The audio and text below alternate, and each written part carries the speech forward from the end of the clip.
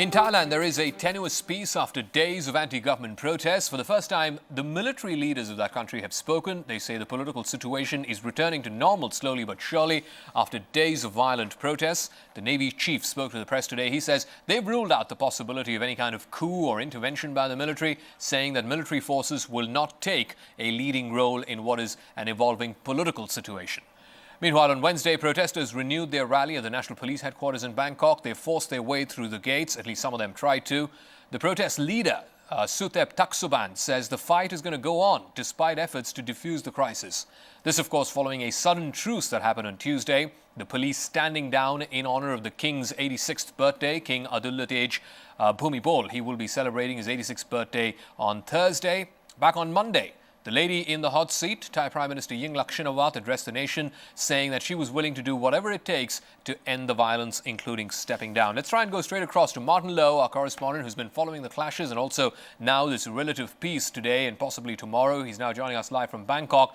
Tell us a little bit more about how we're expecting to see developments play out over the next 48 hours or so. Obviously, there is this temporary truce because of the king's birthday. The one other thing we haven't talked about all this while is what role does the monarchy play in all of this? I know they don't have direct stakes, but surely they'll be interested in all the developments that have happened in Thailand in the last week or so. The royal family will be watching these developments with great interest, but as you say, for the time being at least, they've refrained from making any public comment. The big event today, as you've already mentioned, is the fact that there has been another occupation of a public building. A group of anti-government supporters, fairly large in number, gathered at the headquarters of the Royal Thai Police, which is quite close to where I'm speaking you from. Now, one group tried to scale the walls of that compound, which had been reinforced with razor wire. And for a time, it began to look quite ominous. But then the police announced that if the protesters would climbed down, they would open the gates and allow people inside. After that, there was a fairly noisy protest. There were speeches, there was cheering, there was a lot of whistleblowing, but it did remain fairly peaceful. And this open door policy began yesterday when protesters were allowed inside the headquarters of another police organisation and also the grounds of Government House, which is where the Prime Minister has her office. Now, this is a new tactic, but it's one that's working, and it successfully diffused the tensions earlier in the week, which saw violence in which at least 5 people were killed and hundreds more were injured.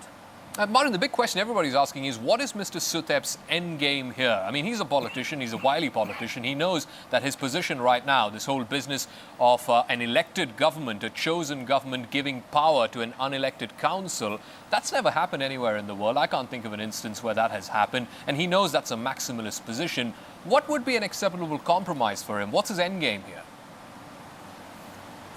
Well, we're waiting to see, but you're quite right. I mean, what Suthep is demanding is unconstitutional. He wants the government to be dissolved and the king to step in and appoint a new prime minister. Now, this is an elected government, but he wants it disbanded and replaced with a people's council. That would be a suspension of democracy. But he wants this because the current government can't be beaten in the polls. They're just too popular with the common voters. Now, the anti-government protesters, they want a share of the power. They're the middle classes, they're the elite, they're the educated section, but they're being frozen out. They can't win an election, which is why they're staging these protests. Now, as you said, a 2-day truce has been declared so that Thailand can join together and celebrate the King's 86th birthday tomorrow. But many people think that that period will be used for negotiations behind the scenes to see if they can broker some kind of a deal. The Prime Minister Yingluck Shinawatra has agreed to talks. Why would she do this when she has such a commanding position?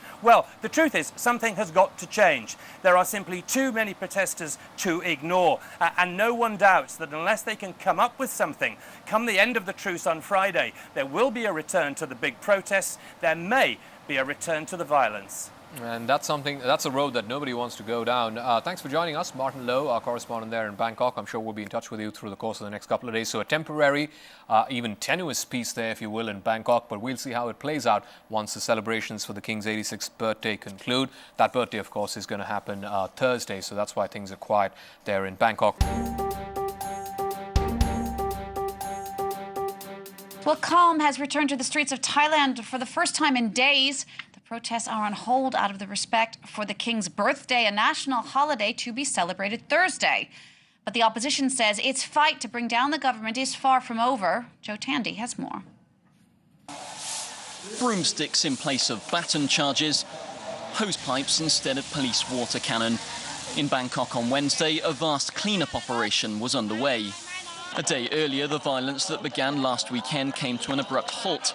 Ahead of the King's birthday on Thursday, the Thai Prime Minister called for a truce between police and protesters. For the first time in days, calm returned to the streets of Bangkok. Prime Minister Yingluck Shinawatra called for fresh dialogue to reach a lasting solution to the country's standoff. I would like to invite academics, businessmen and groups from all walks of life, including political protesters, to work together and hold a forum to express their opinions, to find an answer and reform the political situation into a democratic system with the king as its leader. Yet in spite of the truce, opposition yellow shirts insist they've not abandoned their struggle.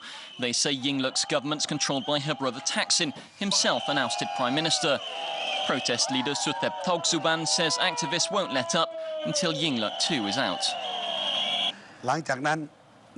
After the King's birthday, we will start fighting again until we achieve our goal, which is victory for the people and ridding Thailand of the Thaksin regime. After camping out in the street overnight, the yellow shirts plan a peaceful march on the capital's National Police headquarters on Wednesday. Then they'll pause for the King's birthday before resuming their protests once celebrations are through.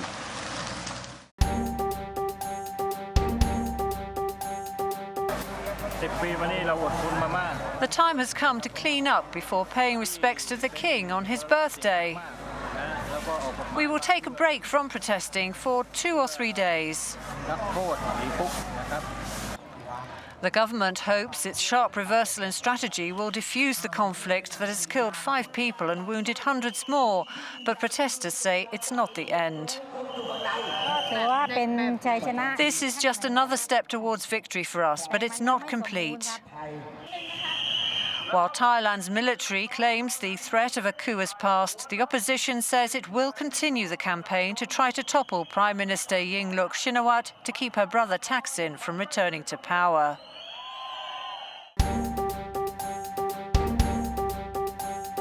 Demonstrators amassed outside the National Police headquarters vowing to continue their fight against the government.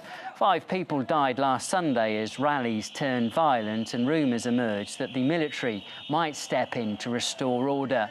Protesters accused Prime Minister Yingluck Shinawatra of being a puppet to her brother, an exiled tycoon convicted of corruption.